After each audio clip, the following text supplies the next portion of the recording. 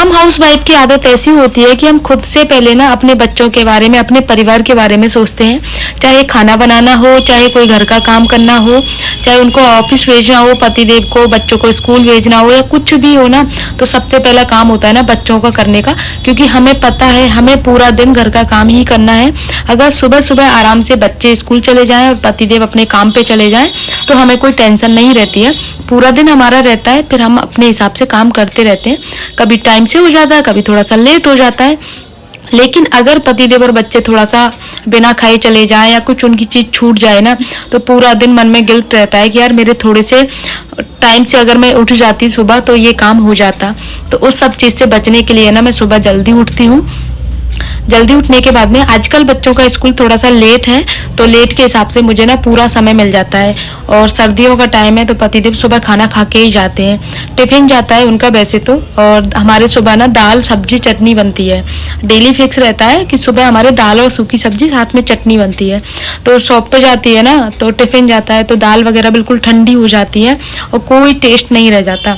और दाल वगैरह तो ना गर्मा गर्म खाने में मजा आता है। सर्दियों के टाइम पे गरम गरम रोटी हो, दाल सब्जी हो, तो पतिदेव क्या करते हैं, सुबह खाना खा के जाते हैं कि तू बच्चों का लंच तो बनाती है, थोड़ा सा एक्स्ट्रा बना लिया कर, जिससे मैं खा के जाऊंगा और तुझे टेंशन भी नहीं रहेगी फिर बाद में।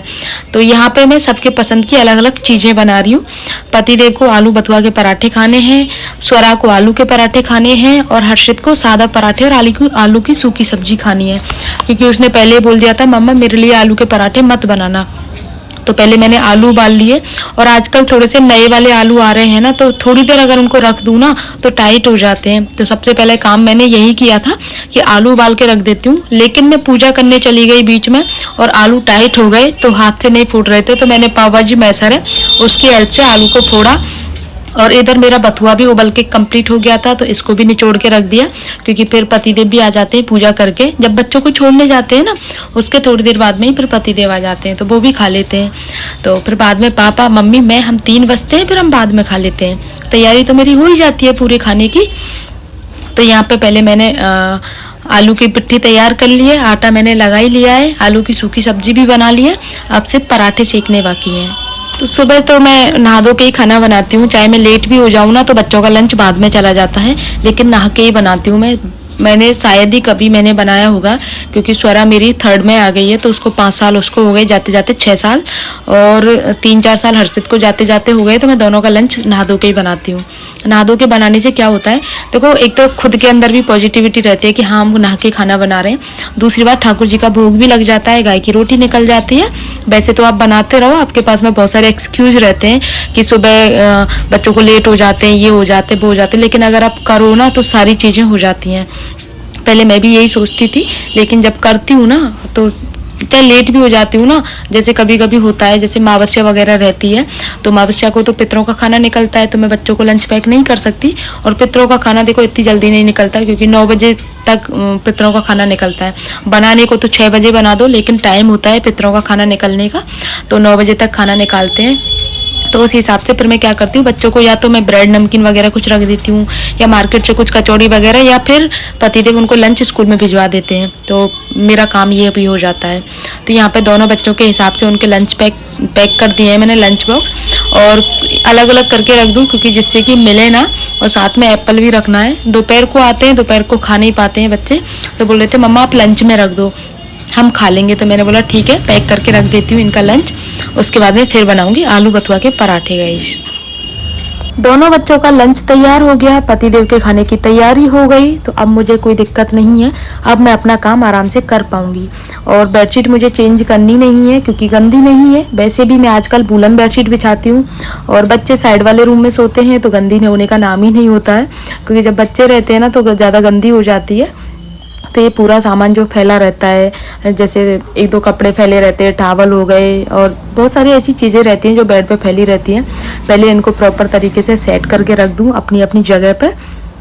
उसके बाद में फिर वो वाला रूम साफ़ करूँगी। अभी तो अपना रूम साफ़ कर देती हूँ। और अभी स्वरा स्कूल नहीं गई है, दोनों बच्चों को चोटी वगैरह बनाऊँगी, एक साथ तैयार करती हूँ, क्योंकि थोड़ा सा आधा घंटे का टाइम है ना, तो आधा घंटे का ड्यूरेशन है दोनों के स्कूल टाइम में, तो उसमें क्या होता है मैं दोनों को साथ साथ तैयार कर देती हूँ। इससे मुझे दिक्कत नहीं होती है। और स्वरम पहले नहा धो की तैयार हो गई थी, इसको मैंने अभी पेस्ट करने के लिए बोला है कि तू पहले पेस्ट कर ले, देन उसके बाद में तुझे भी नहला दूंगी। और गर्म पानी के लेकर ना बहुत ज़्यादा दिक्कत होती है, गीजर ख़राब हो गया है, गीजर आ भी चुका है नया, और मतलब लेकिन लगाने वाला जो मैकेनिक है ना वो नहीं आ पा रहा। ये उस वाली शॉप पे रहते हैं, जब वो आता है तो इनको टाइम नहीं रहता, और इनको टाइम रहता है जब उसको टाइम नहीं रहता। तो इस वजह से मुझे ना गैस पे गर्म पानी कर करके लेके आना पड़ रहा है, जिसकी वजह से मुझे बहुत दिक्कत होती है।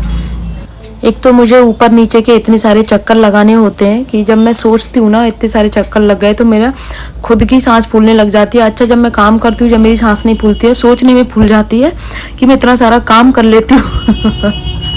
अगर ये सारे काम मैं अपनी शादी से पहले करती ना तो मैं कितना मतलब अच्छा मेडल मिल जाता मुझे।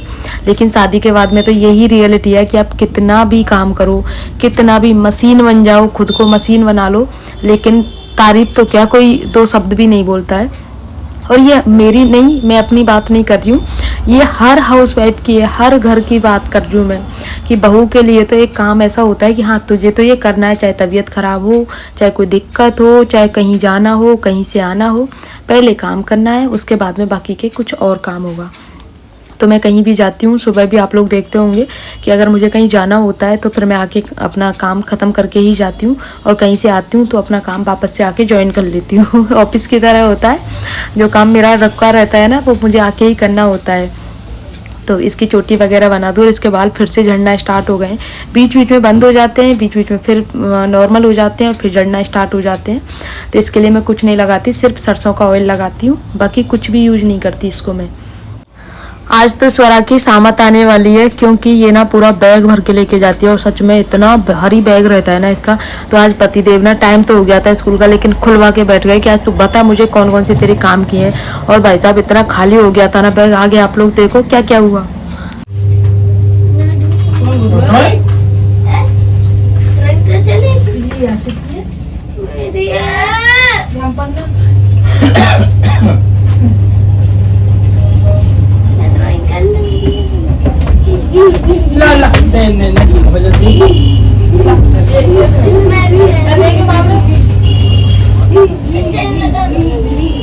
तो मैं स्कूल में पूछ के था ये मैडम से, ये काका सिस्टम अभी नहीं आएगी का बराबर टाइम नहीं चलेगी।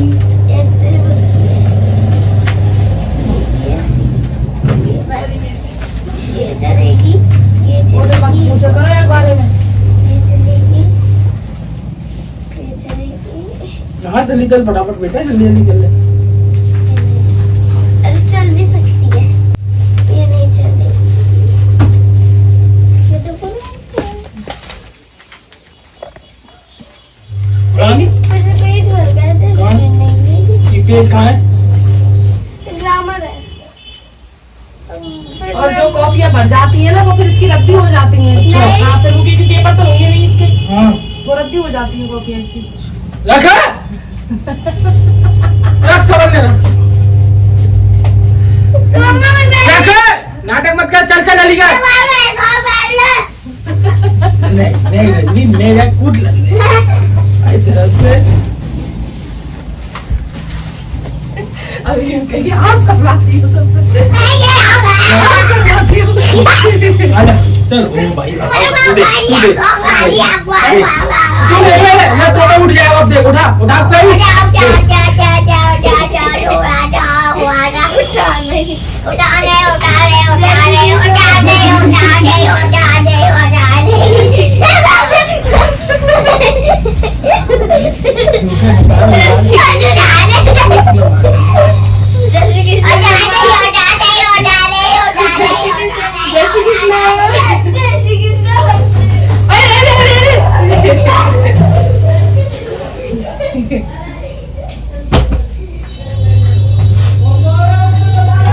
अरे वो इसका ही है, नीचे रखा है, वो इसी का है नीचे। हर्षित दोनों डिब्बी ले जाना है, दोनों डिब्बी है इसकी। हाँ हाँ ये इसमें, हाँ इसमें एप्पल है।